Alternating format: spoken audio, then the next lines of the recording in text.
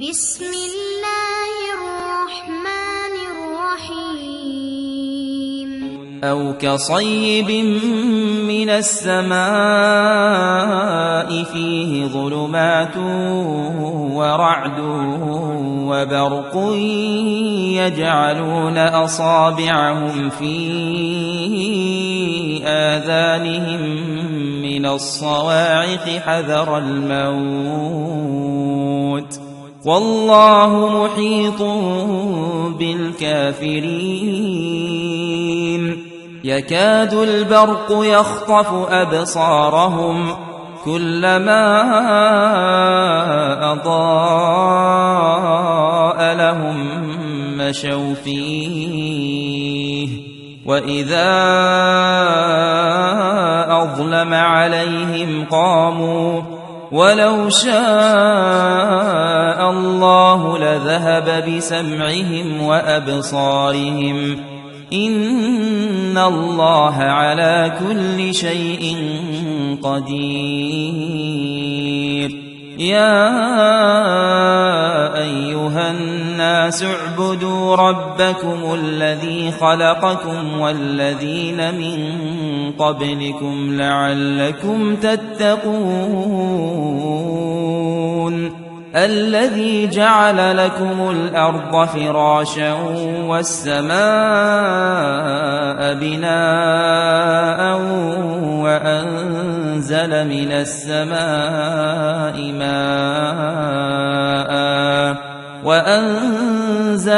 السماء ماء فأخرج به من الثمرات رزقا لكم فلا تجعلوا لله أندادا وأنتم تعلمون وإن كنتم في ريب مما نزلنا على عبدنا فأتوا بسورة من مثله وادعوا شهداءكم من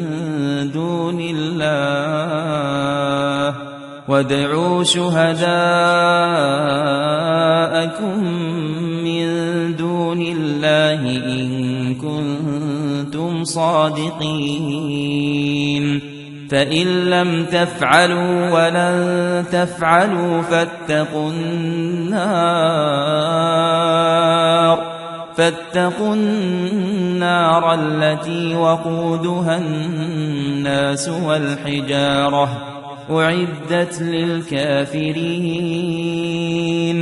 وبشر الذين آمنوا وعملوا الصالحات أن لهم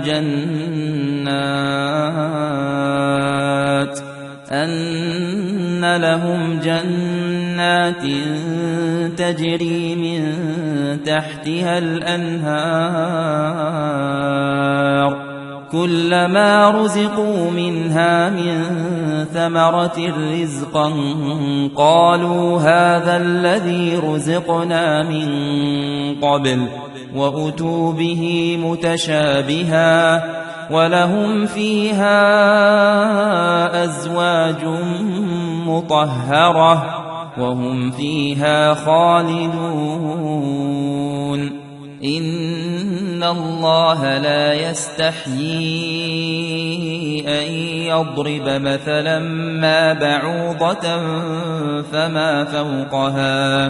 فأما الذين آمنوا فيعلمون أنه الحق من ربهم وأما الذين كفروا فيقولون ماذا أراد الله بهذا مثلا يضل به كثيرا ويهدي به كثيرا وما يضل به إلا الفاسقين الذين ينقضون عهد الله من بعد ميثاقه ويقطعون ما أمر الله به أن يوصل ويفسدون في الأرض أولئك هم الخاسرون. كيف تكفرون بالله وكنتم أمواتا فأحياكم ثم يميتكم ثم يحييكم ثم إليه ترجعون. هو الذي خلق لكم ما في الأرض جميعا ثم استوى إلى السماء فسواهن 7 سماوات وهو بكل شيء عليم. وإذ قال ربك للملائكة إني جاعل في الأرض خليفة قالوا أتجعل فيها من يفسد فيها ويسفك الدماء